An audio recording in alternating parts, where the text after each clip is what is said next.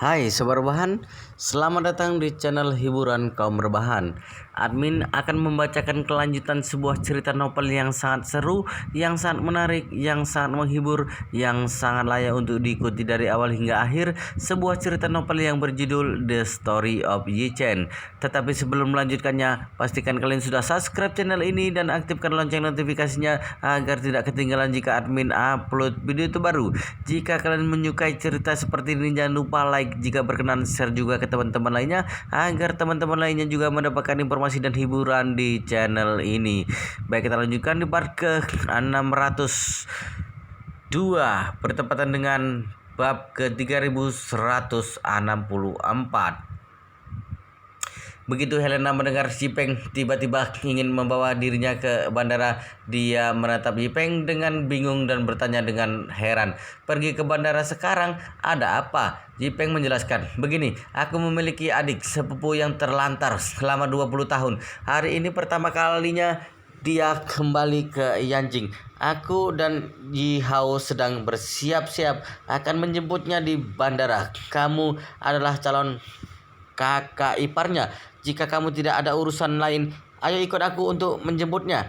Begitu Helena mendengarnya, dia mengangguk tanpa ragu-ragu dan berkata, "Tidak masalah, ini sudah seharusnya aku lakukan." Yi Zhongquan mengangguk puas sambil tersenyum, lalu berkata, "Baiklah, kalau begitu kalian bertiga pergilah bersama." Setelah mengatakannya, dia memerintah Tang Sihai, "Sihai, cepat siapkan tim penjemput." "Baik, Tuan Besar," kata Tang Sihai, lalu dia bergegas keluar dari villa dulu. Dia mulai mengumpulkan tim untuk bersiap-siap berangkat. Yipeng berkata kepada Yi Zhongquan, "Kakek, kalau begitu kami akan keluar untuk menunggu." "Baik," Yi Zhongquan mengangguk dan mengingatkan, "Ingat, kamu harus membawa Yi Chen kembali ke rumah." Yipeng buru-buru berkata, "Baik kakek, aku sudah mengerti." Setelah mengatakan, dia mengedipkan mata kepada Yi Hao dan berkata kepada Helena, "Sayang, ayo kita pergi." Helena berkata dengan nada suara minta maaf. "Maaf sebelumnya, aku tidak tahu akan pergi ke tempat umum. Jadi dandananku agak biasa.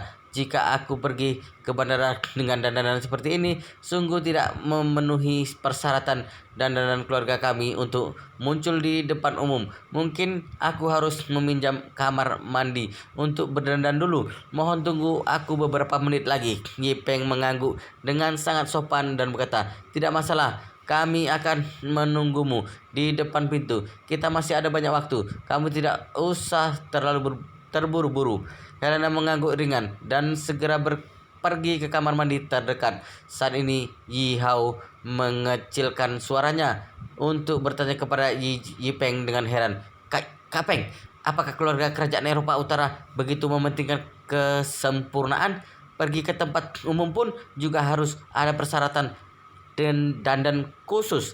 Yipeng terkekeh dan berkata, Keluarga kerajaan Eropa memiliki lebih banyak aturan daripada istana dinasti King kita. Setiap pakaian dan aksesoris mereka telah ditentukan oleh guru kriteria kerajaan. Pakaian apa yang sesuai dengan acara apa? Kalung apa yang sesuai dengan keluarga? Kalung lingkungan apa?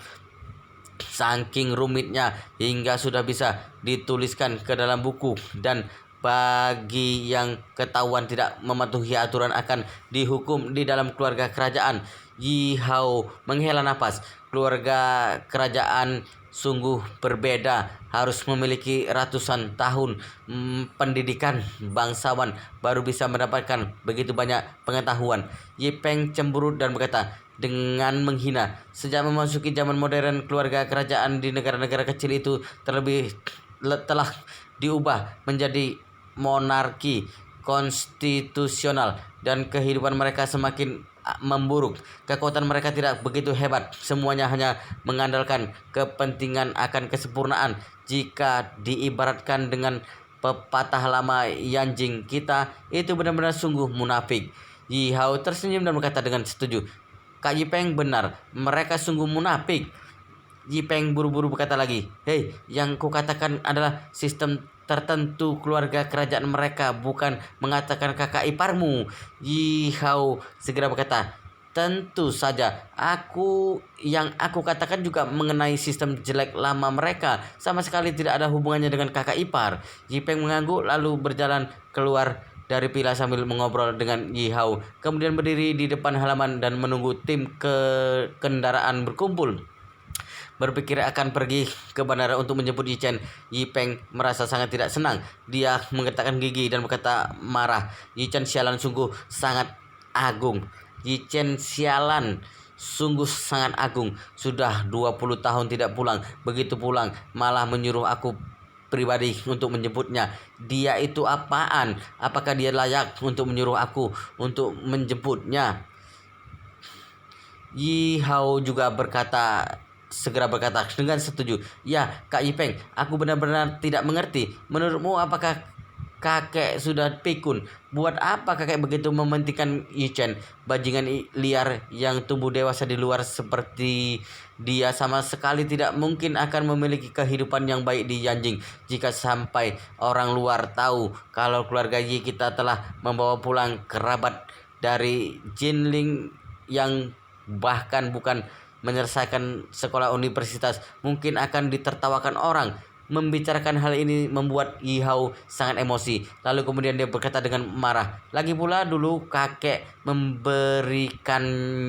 memberikannya grup di Hao itu sudah termasuk murah hati. Apakah masih belum cukup untuk mengusirnya pergi? Kalau dia lebih tahu diri sedikit setelah mendapatkan grup di Hao, seharusnya dia pergi menjauh. Setidaknya jangan pernah datang ke keluarga Yi agar tidak dibenci orang. Yi Peng berkata dengan dingin, jangan membicarakan tentang grup di Hao denganku lagi. Begitu mengingat grup di Hao membuatku emosi saja. Setelah itu Yi Peng menggetakkan gigi lalu berkata, tidak mengatakan betapa berharganya grup di Hao, tetapi setidaknya dia memiliki nilai pasar 200 miliar. Berdasarkan aset keluarga Yi, grup di Hao sudah mencapai hampir 10%. Kita sebagai cucu hanya bisa menempati posisi manajemen tingkat menengah di perusahaan.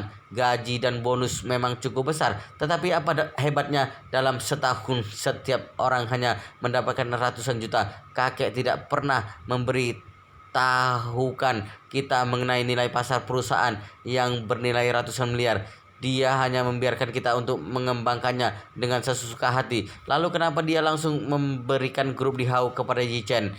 Ini sungguh tidak adil. Ketika memikirkannya, Yi Hao juga marah dan berkata dengan kesal, saat tahun baru di tahun ini perusahaan membagikan bonus akhir tahun dan aku hanya mendapatkan lebih dari 87 juta, bahkan tidak sampai 100 juta. Sedangkan Yi Chen telah memiliki sebuah perusahaan yang bernilai 2000 miliar. Aku ingat sepertinya kakek masih menyuruh Tang Sihai untuk memberikan kartu bank yang berisi senilai 10 miliar kepada Yi Chen. Benar, Yi Peng berkata dengan tatapan ganas. Uang tunai sebesar 10 miliar ditambah dengan grup di Hao yang senilai 200 miliar. Yi Chen si bajingan ini masih belum puas. Dia masih ingin kembali merebut aset keluarga denganku. Yi Hao berkata sambil menggetakkan giginya. Kakek juga terobsesi hingga begitu sangat mementingkan Yi Chen. Jika benar-benar akan membiarkannya tinggal di keluarga Yi, kedepannya mungkin posisimu akan sangat berpengaruh besar. Hal yang paling berakibat buruk terhadap Yi Peng adalah ada orang yang ingin merebut posisi pewaris keluarga Yi dengannya. Setelah mendengar kata-kata Yi Hao, kebenciannya terhadap Yi Chen menjadi semakin mendalam. Dia mengepalkan tinjunya dan berkata dengan tegas, kali ini mau bagaimanapun tidak boleh membiarkan Yi Chen tinggal di keluarga Yi. Di keluarga Yi hanya boleh ada dia tanpa ada aku. Begitu juga sebaliknya, ada aku tidak boleh ada dia.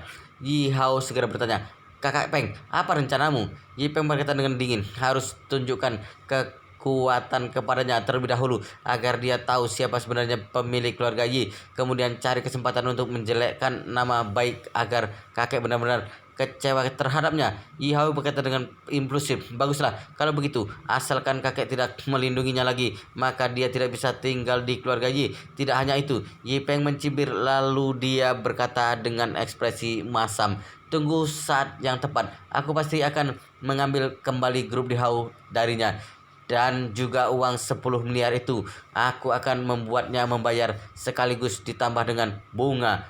Ji Hao segera mengacungkan jempol dan berkata dengan senang, "Kakak Peng, aku percaya akan kemampuanmu. Kamu pasti bisa menghadapinya." Ekspresi Yi Peng terlihat sangat masam dan dia berkata dengan dingin, "Jika tidak menyingkirkannya, keuntungan kita di keluarga Yi akan terpengaruh olehnya. Yi Hao, dalam masalah ini kamu harus membantuku. Kita harus bekerja sama untuk menyingkirkan musuh luar. Apakah kamu sudah mengerti?"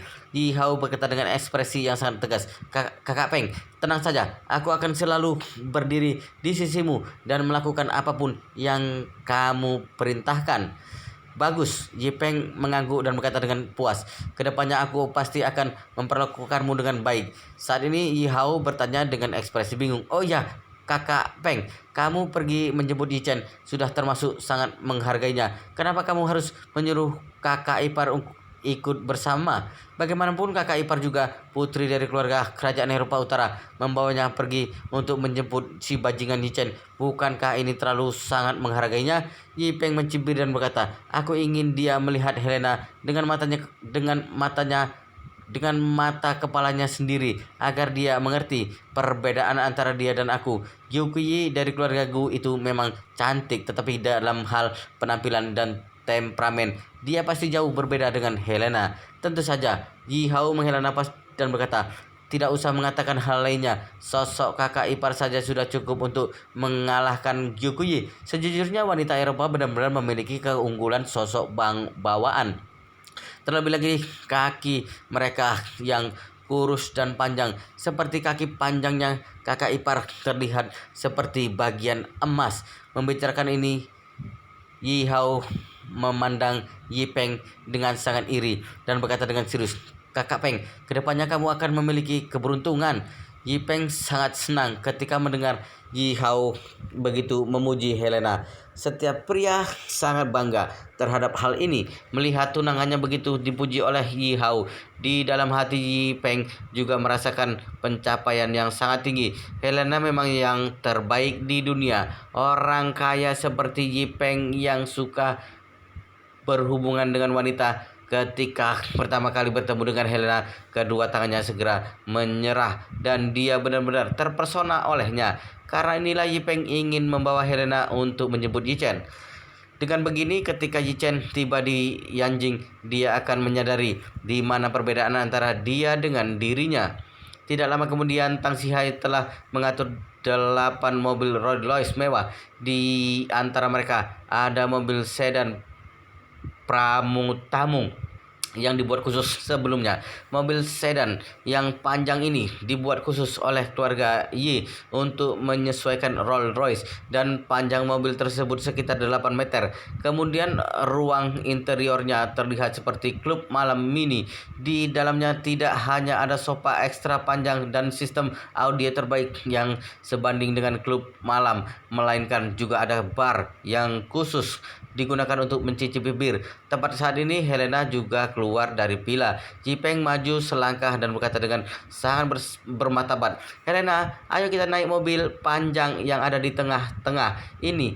Di dalamnya terasa lebih nyaman." Helena melirik Rolls-Royce yang panjang lalu mengerutkan kening dan berkata, "Maaf, belakangan ini karena perbedaan waktu, aku tidak bisa beristirahat dengan baik. Mungkin aku perlu sendirian. Jika kamu tidak keberatan, aku harap kamu bisa duduk di mobil yang sama dengan Yi Hao, dan aku akan duduk di mobil yang ada di belakang."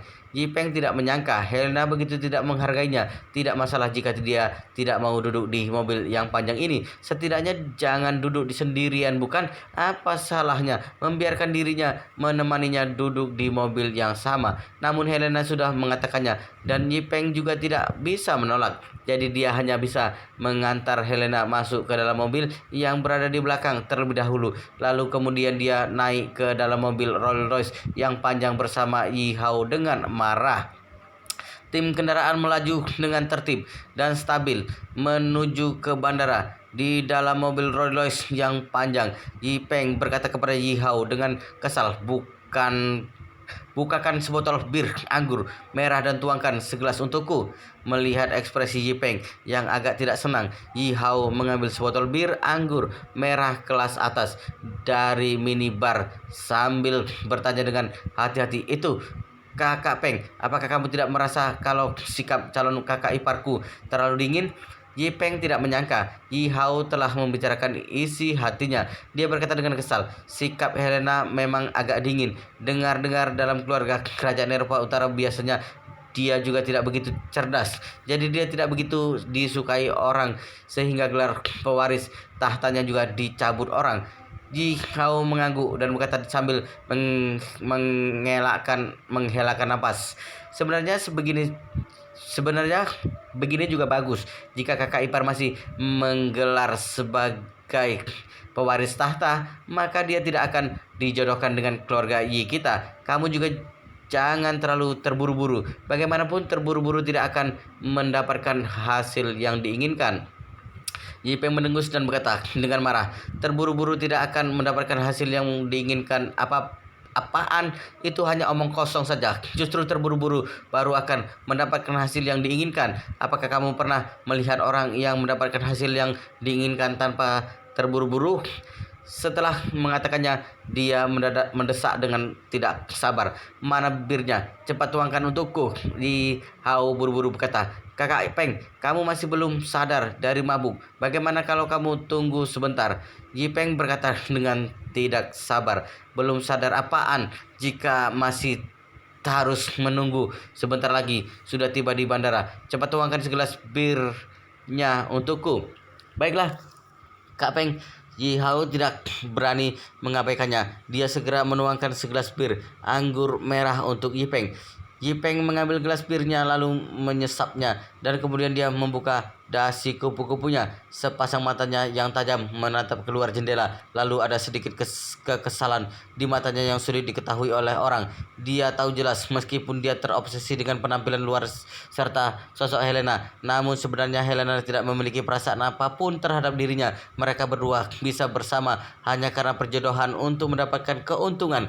Helena tidak mengizinkan Yipeng menyentuhnya sekarang. Setelah menikah belum tentu Helena akan menerima nasibnya. Mungkin saja setelah menikah Helena masih akan bersikap dingin terhadapnya. Memikirkan hal ini, Yipeng tiba-tiba berubah pikiran. Awalnya dia ingin menunggu setelah menikah baru akan melakukan hubungan intim dengan Helena, tetapi sekarang dia berencana untuk melakukannya setelah mereka selesai mengadakan pertunangan. Tidak peduli apapun yang terjadi, lakukan terlebih dahulu baru mengatasi hal yang lainnya. Memikirkan hal ini, Yipeng tersenyum dan menghabiskan bir anggur merah yang ada di cangkir dalam satu tegukan.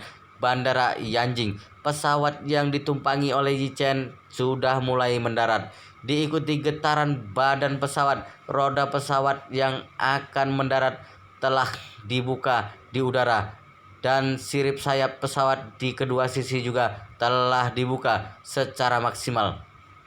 Seorang pramugari cantik masuk dari ruangan depan lalu berkata dengan hormat, "Tuan Muda Yi, pesawat kita akan segera mendarat. Tuan Gu baru saja menelpon dan berkata kalau dia sudah menunggu Anda di hanggar."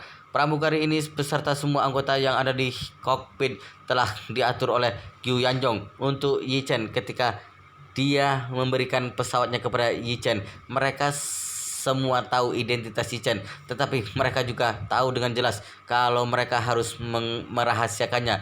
Yi Chen mengangguk ringan dan berkata, "Aku sudah mengerti. Terima kasih." Sama-sama. Pramugari berbalik badan dan kembali ke ruang depan. Chen Jakai bertanya kepada Yi Chen, "Tuan Muda, apakah nanti Anda benar-benar tidak mau pergi ke keluarga Yi?" "Tidak mau."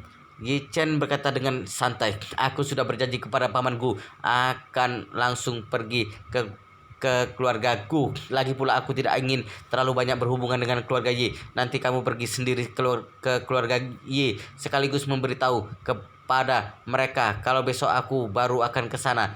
Chen Jakai ingin mengatakan sesuatu, tetapi setelah berpikir dia menahannya. Kemudian dia mengangguk ringan dan berkata, baiklah kalau begitu, setelah aku tiba di keluarga Yi, aku akan memberitahunya kepada Tuan Besar. Tak lama kemudian pesawat mendarat di landasan pacu bandara dengan stabil. Setelah perlambatan sistem propulsi terbalik, pesawat meninggalkan landasan dan maju ke hanggar nomor 6 yang telah ditentukan. Saat pesawat perlahan-lahan berhenti di hanggar, Yi Chen sudah melihat mobil Volvo yang paling suka dipakai oleh Gyukuyi di hanggar. Wanita ini selalu bersikap rendah hati. Biasanya dia tidak pernah mengendarai mobil mewah untuk keluar rumah. Mengemudi mobil seperti ini tidak hanya akan menunjukkan rendah hati, melainkan juga dapat menghindari pengejaran dari paparazzi. Saat ini Gyukuyi yang mengenakan masker dan kacamata hitam juga turun dari mobil. Kemudian dia berjalan ke arah bawah pintu pesawat terlebih dahulu untuk menantikan kedatangan Yi Chen. Setelah menyelesaikan proses penurunan tangga pesawat, pintu pesawat segera terbuka dan Yi Chen berjalan keluar dari ruang penumpang. Gyukuyi mengangkat kepala untuk menatapnya lalu melompat di tempat dengan gembira sambil melambai tangan kepadanya dan berteriak dengan impulsif, "Kakak Yi Chen!" Setelah bertemu dengan Gyukuyi, suasana hati Yi Chen menjadi lebih baik. Dia berjalan beberapa langkah ke arahnya dan bertanya sambil tersenyum, "Sudah berapa lama kamu berada di sini?" Gyukuyi melangkah maju, lalu meraih lengannya, kemudian menggoyangkannya dengan lembut dan berkata sambil tersenyum, "Tidak terlalu lama, baru setengah dari penayangan sebuah film." Setelah mengatakannya, dia buru-buru menarik. Yi Chen berjalan ke arah mobil, lalu bergumam, "Ayahku dan ibuku telah memasak banyak makanan. Mereka sedang menunggu untuk menyambut kedatanganmu. Ayo cepat kita pulang." Yi Chen berkata sambil tersenyum, "Tidak usah berburu. Chen Jakai masih berada di belakangku. Aku pergi menyapanya dulu." Saat ini Gyukuyi baru melihat Chen Jakai turun dari tangga pesawat. Lalu dia berkata dengan minta maaf, "Maaf Direktur Chen, tadi tidak memperhatikan Anda." Chen Jakai buru-buru berkata, "Tidak apa-apa nonaku, saat seperti ini bagaimana mungkin di matamu masih ada orang lain?" Setelah Gyukuyi mendengarnya, wajahnya yang cantik menjadi panas. Lalu dia mengacungkan jempol pada Chen Jakai dan memujinya. "Direktur Chen memang hebat, sangat pandai berbicara."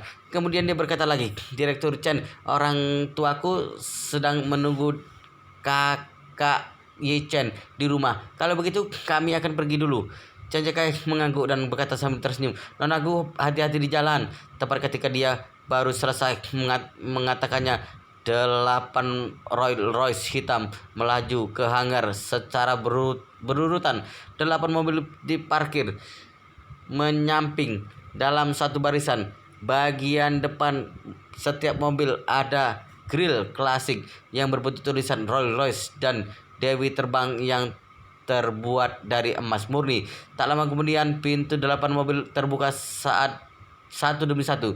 Selain pengawal keluarga Yi yang mengenakan baju hitam, Tang Sihai, Yi Peng, Yi Hao, dan Helena berjalan keluar dari mobil. Ketika Tang Sihai melihat Yi Chen, dia melangkah maju dan menyapa dengan hormat, "Tuan muda Yi Chen, selama perjalanan telah melelahkan Anda." Begitu Tang Sihai mengatakannya, Yi Peng maju selangkah, lalu mendorongnya ke samping, kemudian menatap Yi Chen sambil tersenyum dan berkata, "Kamu pasti adalah Yi Chen, adik sepupuku malang yang telah terlantar selama 20 tahun. Ada tempat tinggal, bukan?" Yi Chen melihatnya sambil mengerutkan kening dan bertanya dengan tanpa ekspresi, "Kamu siapa?" Yi Peng tersenyum lalu berkata, "Adik, apakah kamu telah terlalu lama meninggalkan rumah hingga telah melupakanku? Aku adalah kakak sepupumu, Yi Peng." Setelah mengatakannya, dia berjalan ke arah Yi Chen, lalu menjulurkan tangannya dan memeluk Yi Chen dengan erat. Kemudian berkata sambil tersenyum, "Adikku yang baik, akhirnya kamu kembali juga. Kamu tidak tahu selama ini betapa khawatirnya kami terhadapmu. Selama beberapa tahun ini kamu sudah mengalami banyak penderitaan. Tapi kamu jangan khawatir. Kedepannya aku akan menjagamu dan menebus semua penderitaan yang telah kamu alami selama bertahun-tahun ini. Yi Chen berkata dengan ringan, "Kalau begitu benar-benar telah merepotkan kalian untuk mengkhawatirkanku." Yi Peng melambaikan tangannya. Wah, orang sendiri tidak perlu begitu sungkan. Kami sangat senang kamu bisa kembali. Oleh karena itu, begitu mendengar kamu akan datang hari ini, aku dan Yi Hao segera datang untuk menjemputmu. Setelah mengatakannya, dia menarik Yi Hao dan berkata sambil tersenyum, "Ini adikmu, Yi Hao, putra dari paman ketiga. Waktu ketika kamu pergi, dia masih sekolah di taman kanak-kanak." Yi Hao memandang Yi Chen dan berkata sambil tersenyum, "Kakak kedua, aku selalu mengira selama sisa hidupku ini aku tidak akan pernah ada kesempatan untuk bertemu denganmu. Tak disangka kita akan bertemu hari ini." Yi Peng berkata sambil tersenyum. "Apa yang kamu bicarakan?" Yi Chen terlantar, bukannya meninggal di negara asing. Benar. Yi Hao buru-buru mengangguk dan berkata, "Kakak pertama benar. Kakak kedua, kamu jangan tersinggung. Aku orangnya suka bersenang-senang. Setelah mendapatkan gelar MBA di Universitas Amerika Serikat, aku langsung kembali ke sini dan tidak mengambil gelar PhD lagi. Jadi tidak memiliki pengetahuan yang tinggi. Jika aku telah salah berbicara, harap kamu memakluminya." Yi Chen mengangguk sambil tersenyum. Dia tahu hari ini mereka berdua datang untuk menyebutnya sama sekali bukan berniat baik. Satunya mengejeknya terlantar selama 20 tahun dan satunya lagi mengejeknya tidak memiliki pengetahuan. Namun semua ini tidak masalah bagi Yi Chen. Meskipun jika hari ini ayah mereka berdua berdiri di sini, Yi Chen juga tidak akan mempedulikan mereka. Jadi tentu saja dia tidak akan memedulikan mereka berdua yang memiliki niat jahat namun tidak memiliki banyak kemampuan untuk membuat masalah ini. Sebaliknya Gyukuyi tidak tahan lagi. Dia mengangkat tangannya untuk melepas masker serta kacamata hitamnya, lalu menatap Yi Peng dan Yi Hao, kemudian berkata dengan tidak senang, "Yi Peng, Yi Hao, apa yang kalian berdua lakukan?" Kakak Yi Chen baru saja kembali ke Yanjing. Kalian berdua sudah seperti pengecut yang berkolaborasi satu sama lain dan bertindak secara bersama. Niat jahat kalian ini mau menjijikkan. Kalian ini mau menjijikkan siapa?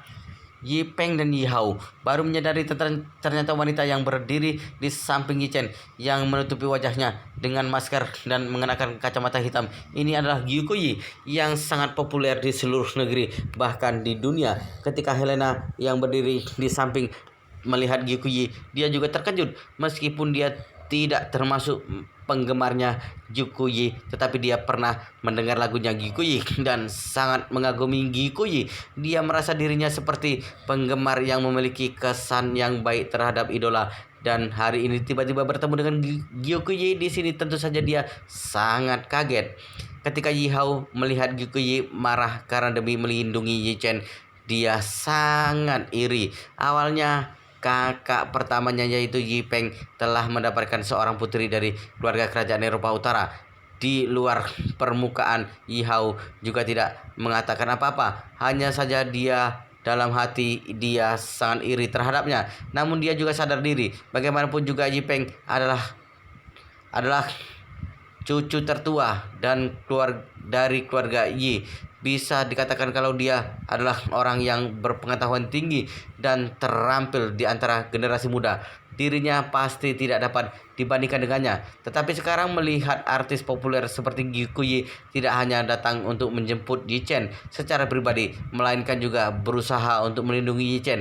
Yi Hao merasa sangat marah. Dia merasa meskipun dirinya selalu tidak bisa dibandingkan dengan Yi Peng, tetapi tidak seharusnya dirinya tidak bisa dibandingkan dengan Yi Chen. Saat ini Yi Peng menjelaskan, "Wah Nanan, kamu jangan salah paham. Kami tahu hari ini Yi Chen akan pulang, jadi kami agak impulsif.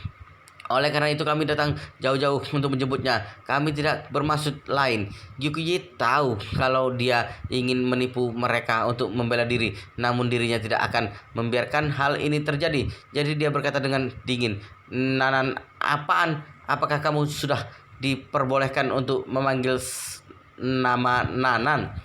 Setelah mengatakannya, Gyukuye menegakkan badannya dan berkata dengan tegas, "Aku memberitahumu, Yipeng, kamu jangan mengira aku tidak mengerti maksud dari perkataan kalian berdua hari ini. Aku akan mengatakannya dengan jelas. Siapapun dari keluarga Yi kalian, jangan berharap untuk menindas kakak Yi Chen-ku. Siapapun yang berani menghina kakak Yi Chen-ku, aku tidak akan memaafkannya." Yipeng tidak menyangka ketika dirinya ingin mencari cara untuk menyerah, Gyukuyi malah begitu agresif dan tidak membiarkan dirinya untuk menyerah sedikit pun. Tetapi bagaimanapun juga dirinya yang telah salah dan untuk saat ini dirinya tidak bisa melawannya. Jadi mau tidak mau dan dia hanya bisa berkata sambil tersenyum, "Gyukuyi, kamu benar-benar telah salah paham. Aku dan Yichen adalah saudara sepupu dari nenek yang sama.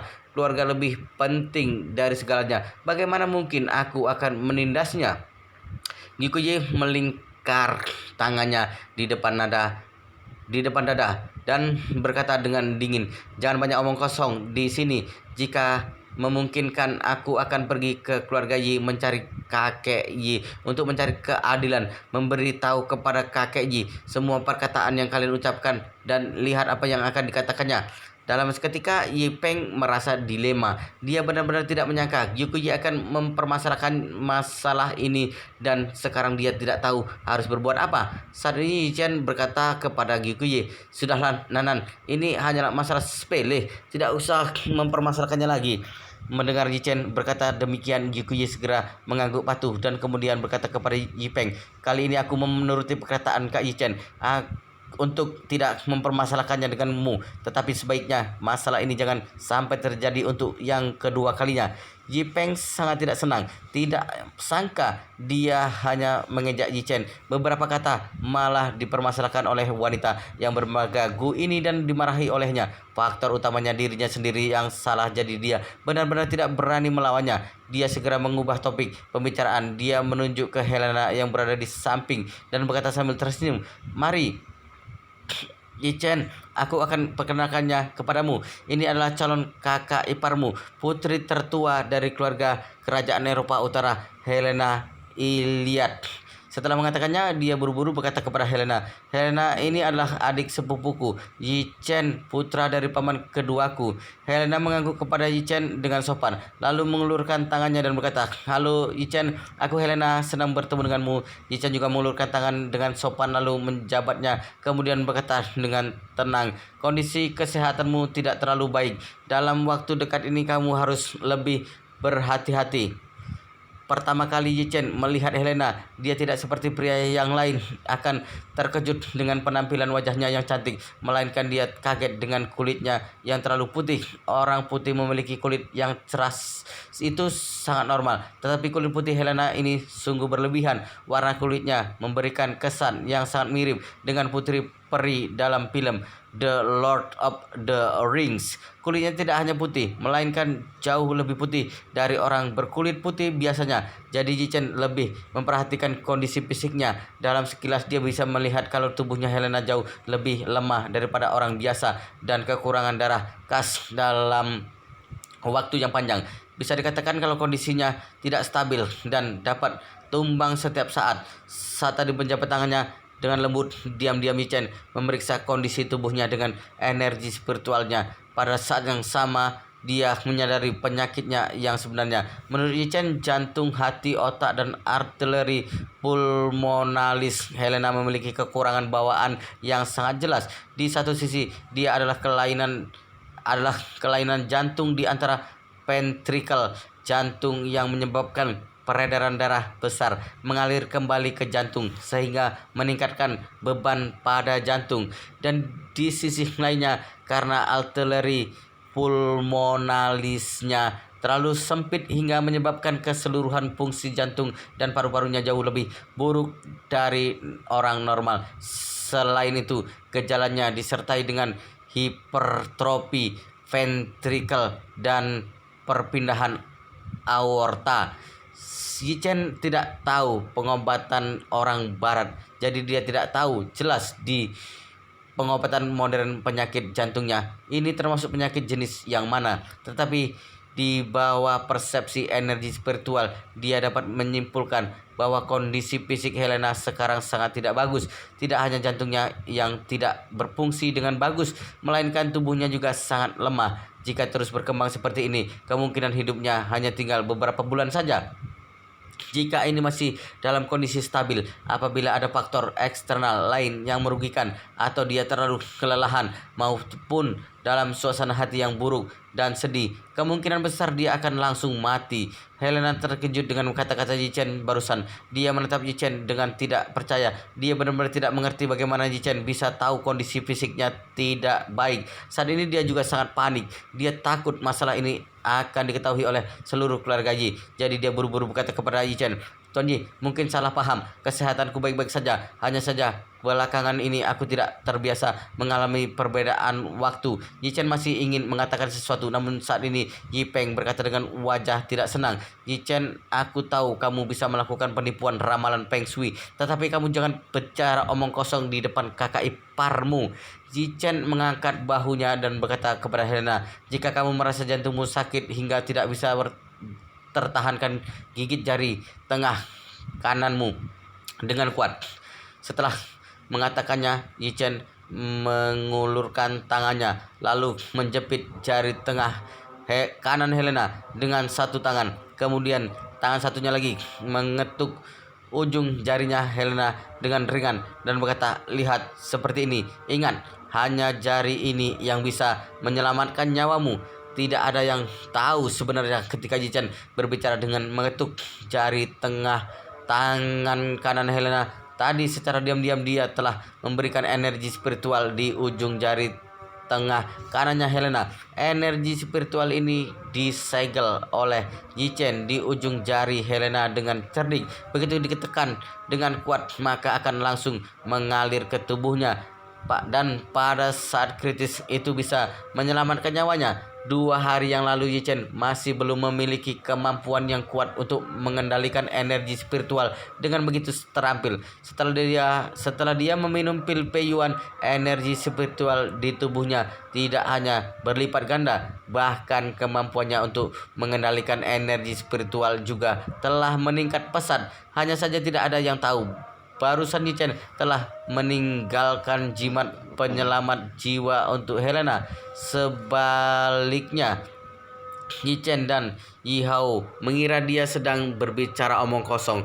Bahkan Yipeng mengira Yichen meraih jari Helena karena sengaja ingin mengambil keuntungan dari Helena. Oleh karena itu, dia maju ke depan dengan marah, lalu menarik Helena ke belakangnya dan berkata kepada Yichen dengan emosi, "Yichen, walaupun kamu adalah adikku, tetapi jika kamu berani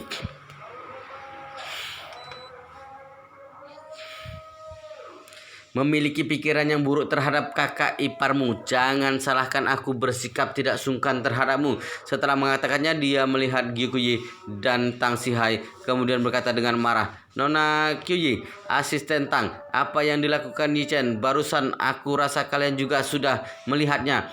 Apakah aku ada memfitnahnya?"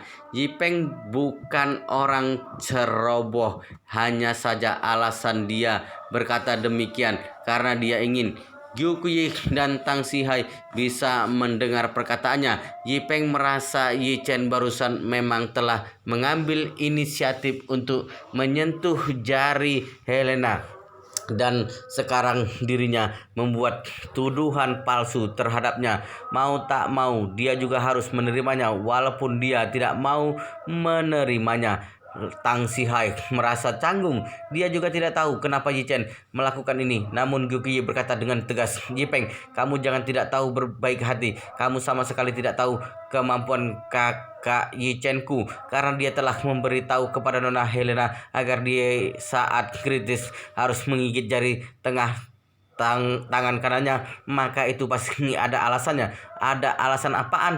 Yipeng mendengus dingin. "Aku rasa kamu telah tertipu olehnya. Aku sarankan sebaiknya kamu cepat-cepat membuka matamu." Gyukuyi berkata dengan marah, "Kamu jangan banyak omong kosong. Masalahku tidak perlu kamu ikut campur." Yichen sama sekali tidak marah terhadap sikap Yipeng.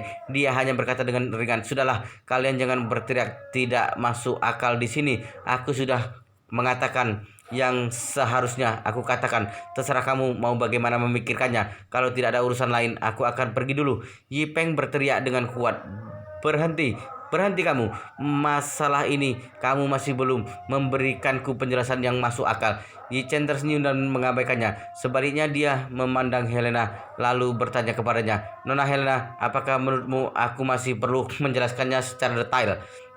Ketika Helena mendengar ini, dia menggelengkan kepalanya dengan panik dan berkata, tidak usah, tidak perlu.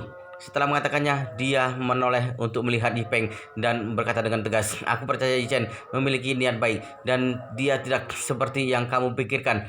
Aku Yipeng sangat marah hingga susah bernapas. Bermimpi pun dia tidak menyangka Helena akan membela Yi Chen meskipun dia tidak mengerti alasannya kenapa. Namun karena Helena sudah berkata demikian, jika dirinya masih mempermasalahkannya, maka dirinya akan terlihat sepertinya memanfaatkan topik untuk mendapatkan keuntungan. Nanti ketika mengaduh kepada kakek, dirinya pasti akan disalahkan. Jadi dia hanya bisa menganggukkan dan berkata dengan dingin, baiklah, untuk sementara aku tidak akan mempermasalahkan masalah ini. Setelah mengatakannya, dia memandang Yi Chen dan berkata dengan nada yang tidak enak didengar, Yi Chen, kakek sudah bilang kamu telah terlantar selama bertahun-tahun. Hari ini kamu baru kembali ke Yanjing. Kamu harus pulang ke keluarga Yi dulu. Tim kendaraan sudah ada di sini. Ayo pulanglah bersamaku. Yi Chen berkata dengan mengejek. Oh, maaf, kamu pulang untuk memberitahunya. Besok aku baru akan pergi ke keluarga Yi. Setelah mengatakannya, dia melihat Tang Sihai dan berkata dengan hormat, asisten Tang, tolong bantu aku. Sampaikan pesan. Hari ini aku pergi ke rumah pamanku. Besok pagi aku akan pergi ke sana. Tang Sihai tidak berani banyak berbicara. Dia mengangguk dengan hormat dan berkata, baik Tuan Muda Chen, aku akan menyampaikan kepada Tuan Besar. Yi Chen mengangguk ringan, lalu berkata kepada Gyukuyi yang berada di sampingnya, Nanan, ayo kita pergi. Gyukuyi segera berkata dengan setuju, baik kakak Yi Chen. Setelah mengatakannya, dia segera menarik Yi Chen dan berbalik badan berjalan menuju ke arah polponya. Yipeng berteriak di belakang dengan marah, Yi Chen, kamu harus tahu, kalau kamu tidak ikut aku pulang, kamu akan menyinggung kakek. Yi Chen berkata dengan menoleh, terserah. Setelah mengatakannya, dia menarik pintu mobil Polpo dan langsung duduk di dalamnya. Gyukuyi menyalakan mobil lalu menginjak pedal gas. Kemudian mobil melaju keluar dari celah antara dua Rolls Royce. Melihat Polpo itu pergi, Yipeng marah, namun dia juga tidak bisa menahan rasa gembiranya. Dia marah karena perkataan Yi Chen benar-benar tidak menghargai dirinya. Sudah 2 kali tidak menghargaiku, terlebih lagi masih menyentuh tangan halus tunanganku. Benar-benar kurang ajar. Tetapi dia dalam hati, dia gembira karena kepura-puraan Yi Chen kali ini agak berlebihan. Pulang nanti aku tidak perlu membesar-besarkan masalah. Cukup langsung mengatakan situasinya dengan jelas kepada kakek. Kakek pasti akan sangat marah. Sebelumnya yang paling aku takutkan adalah kakek akan memihak kepada Yi Chen. Tetapi kali ini Yi Chen tidak berhati-hati dalam bertindak. Dia bahkan tidak menghormati kakek. Kali ini kakek tidak akan memihaknya lagi, bukan? Begitu kakek tidak puas dengan Yi Chen, bukankah aku akan langsung menang? Namun Yi Hao yang berada di sampingnya belum mengerti maksudnya. Lalu dia berkata dengan marah,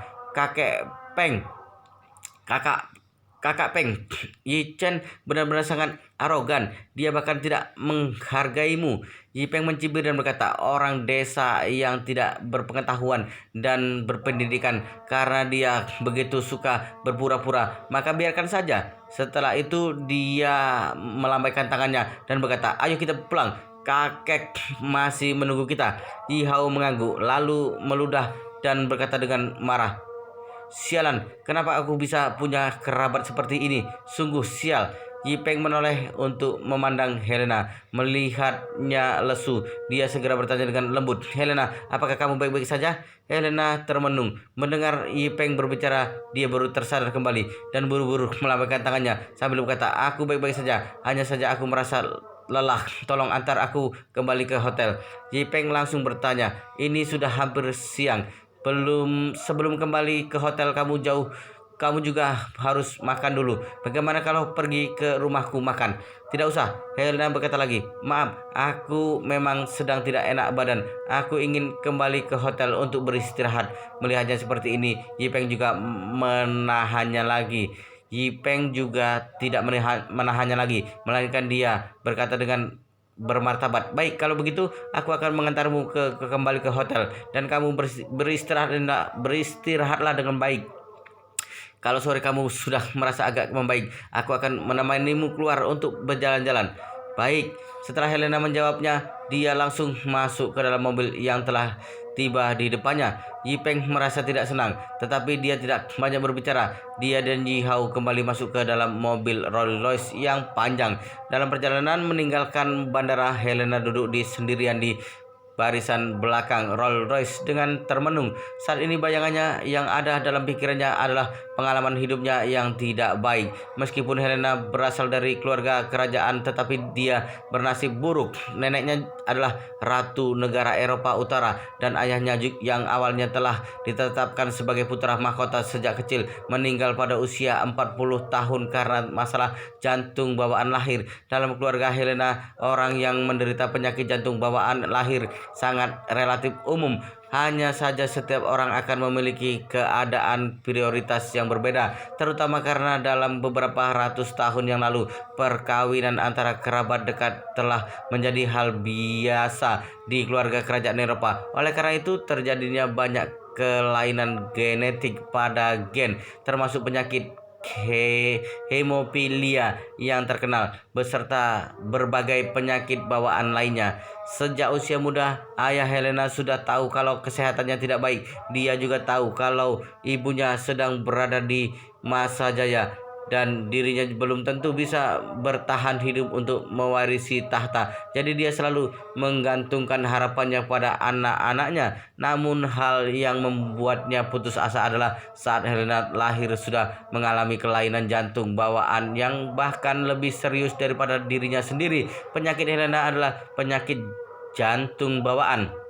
Penyakit ini mewakili sistem jantungnya. Sejak lahir, dia telah memiliki 4 kelainan besar. Orang yang menderita penyakit ini memiliki sekitar 50% tingkat kematian pada usia 3 tahun dan 90% tidak dapat bertahan hidup sampai dewasa. Saat Helena lahir, ayahnya telah berusia 25 tahun dan neneknya yaitu Ratu Negara Eropa Utara telah berusia 60 tahun. Waktu itu karena ayahnya adalah seorang putra mahkota yang juga merupakan pewaris tingkat pertama, maka secara rasional Helena sendiri ditetapkan sebagai pewaris tingkat kedua.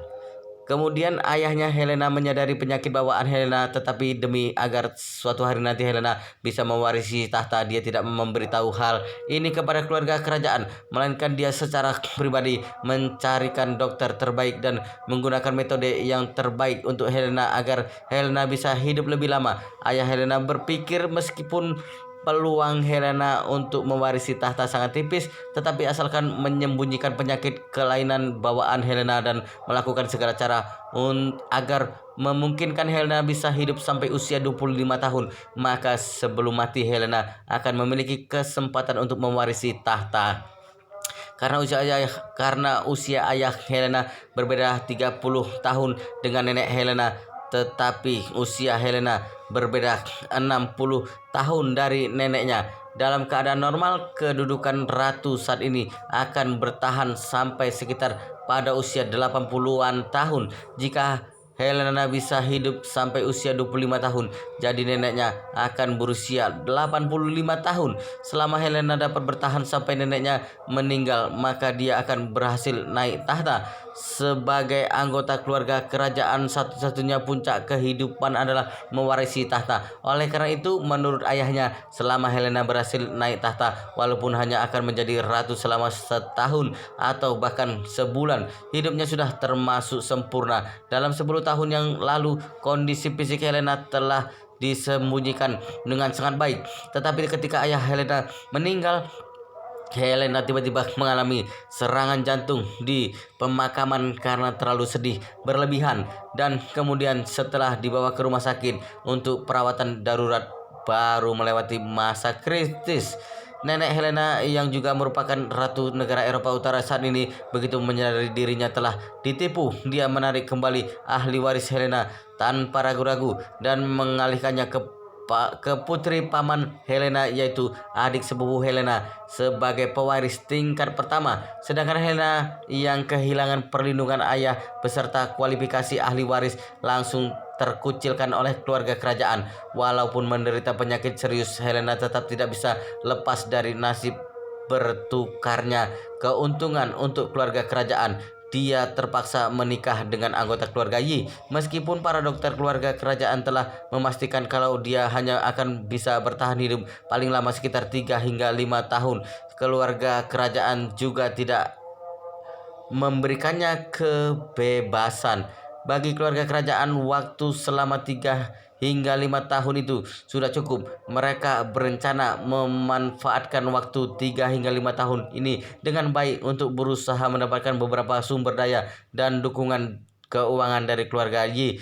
Dengan begini mereka pasti akan mendapatkan banyak keuntungan. Sedangkan alasan Helena menyetujui semua ini karena keluarga kerajaan menggunakan jaminan hari tua ibunya untuk mengancamnya. Jika dia tidak menyetujuinya, setelah dirinya meninggal, ibunya akan dikeluarkan dari keluarga kerajaan dan kehilangan semua status kerajaan. Dengan kata lain, di masa depan ibunya tidak akan memiliki jaminan hari tua. Helena tidak ingin setelah dirinya meninggal, ibunya akan hidup sendirian dan tidak bisa mengandalkan siapapun. Jadi dia terpaksa untuk menyetujuinya. Dalam waktu belakangan ini dia selalu berhati-hati dalam bertindak.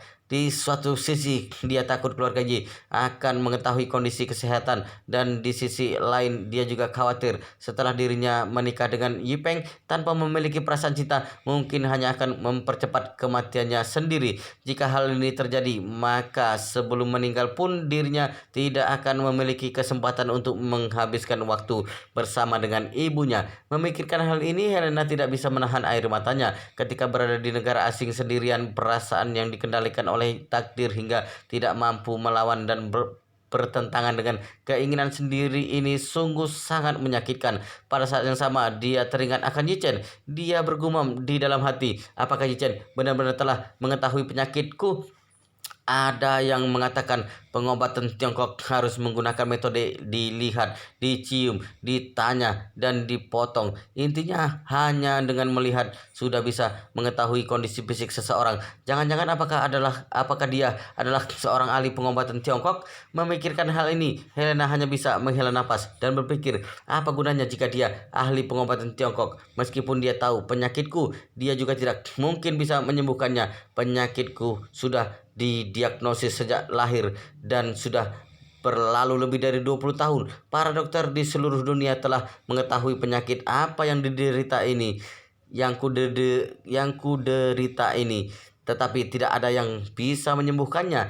Jantung, kardiovaskular, dan arteri pulmonalisku memiliki kelainan besar.